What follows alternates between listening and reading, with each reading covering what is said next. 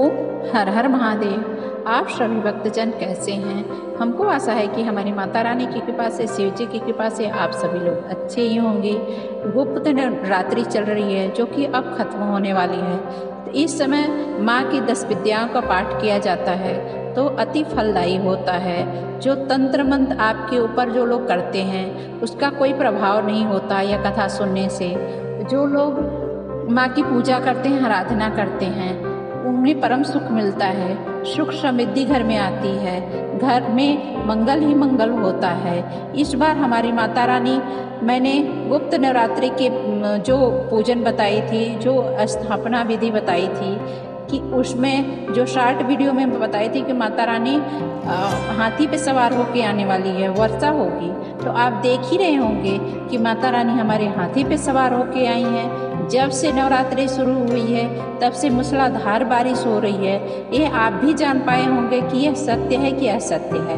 तो आप short video में भी आप जाके देख सकते हैं। जो नवरात्र से एक दिन पहले जो शॉर्ट वीडियो पड़ी है उसमें मैं बोली हूँ कि हाथी पे माता जी आ रही हैं। जब हाथी पे माता जी आती हैं तो वर्षा होती है, और वर्षा होगी तो कृषक भी खुश रहेंगे, तभी धन्य धान आपके घर में आ सकता है, चाहे भोजन हो चाहे पानी हो। तो इस प्रकार की कथा है। माता की तरह तरह लीलाएं करती हैं। तो शिव से शक्ति है, शक्ति से शिव है।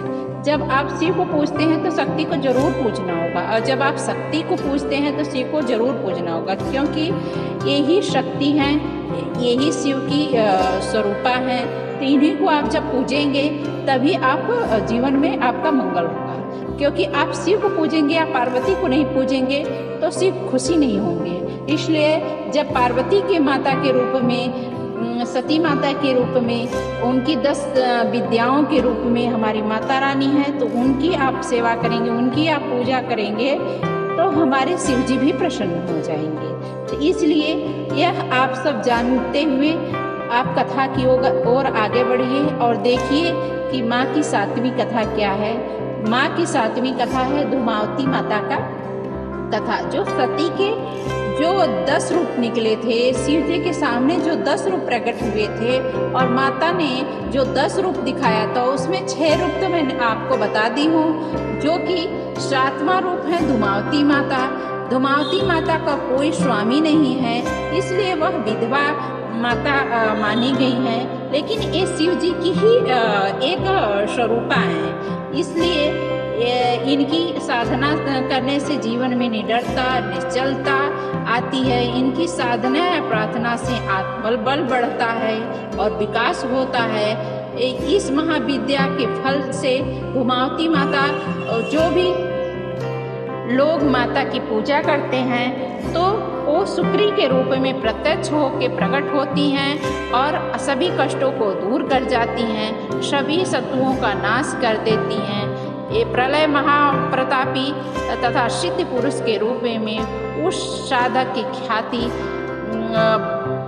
परम शक्तिमान हो जाती है। माँ धूमावती महाशक्ति स्वयं नियंत्रिका हैं। ऋग्वेद में रात्रि सूक्त में इन्हें सूत्रा कहा जाता है, अर्थात ये सुख पूर्वक तारने योग्य हैं। इन्हें अभाव और संकट को दूर करने वाली कहा गया है। इस महाविद्या की सिद्धि के लिए तिल मिश्रित घी से हवन किया जाता है।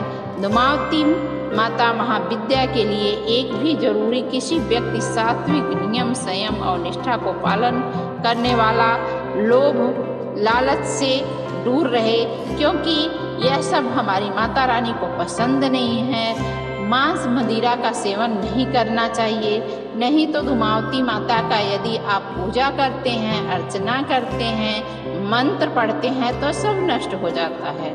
तो बिना मांस मदिरा छुए हुए जो लोग यह मंत्र का जाप करते हैं, जैसे ओम धूम धूम धूमावती दिव्य स्वाहा, इस मंत्र का जो जाप करेगा उसे अति फलदायी होगा और माता रानी स्वयं उनके कष्टों को आकर हर लेंगी। यह सबसे चमत्कारी मंत्र है।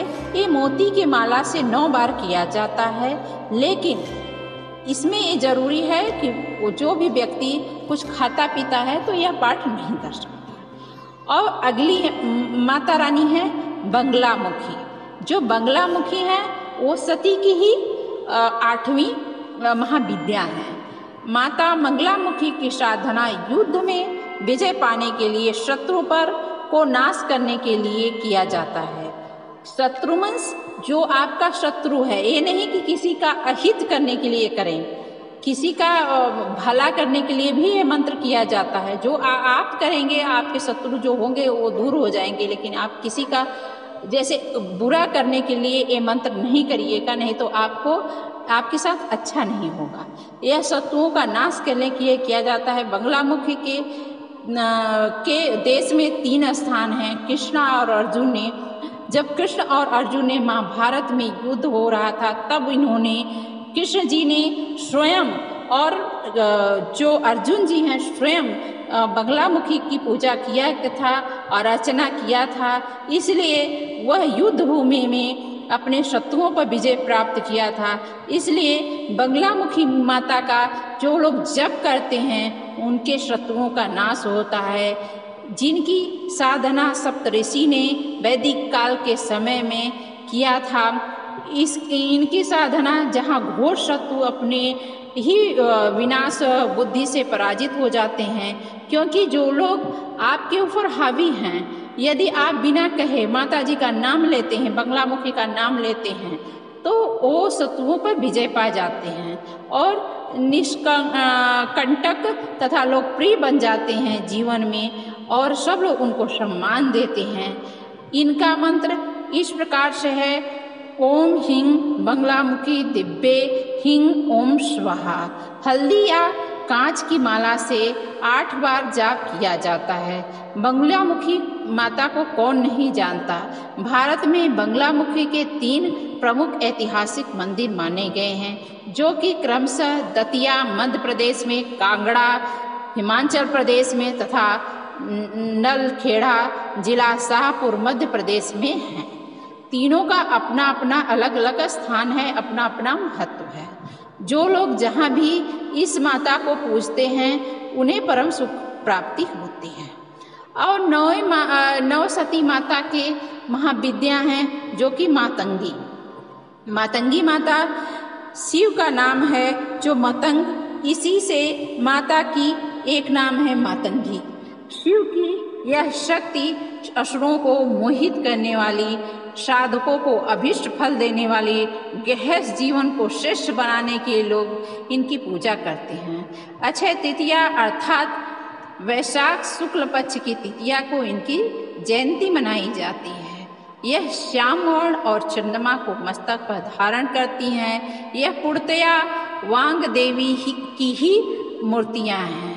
4 भुजाएं, 4 वेद। माँ मातंगी वैदिकों की सरस्वती हैं। पलाश और मल्लिका पुष्पों से युक्त बेलपत्तों से इनकी पूजा किया जाता है, क्योंकि यह शिव स्वरूपा हैं, शिव की अर्धांगिनी के रूप में हैं। इसलिए माता रानी, सती माता, पार्वती माता को बेलपत्र चढ़ता है। इसलिए मातंगी माता को भी बेलपत्र चढ़ा के उनकी पूजा किया जाता है। स्तंभ शक्ति का विकास करती हैं। जो व्यक्ति मातंगी महाविद्या की सिद्धि प्राप्त करेगा, वह अपने क्रीड़ा कौशल से, कला संगीत से दुनिया को अपने बस में कर लेता है।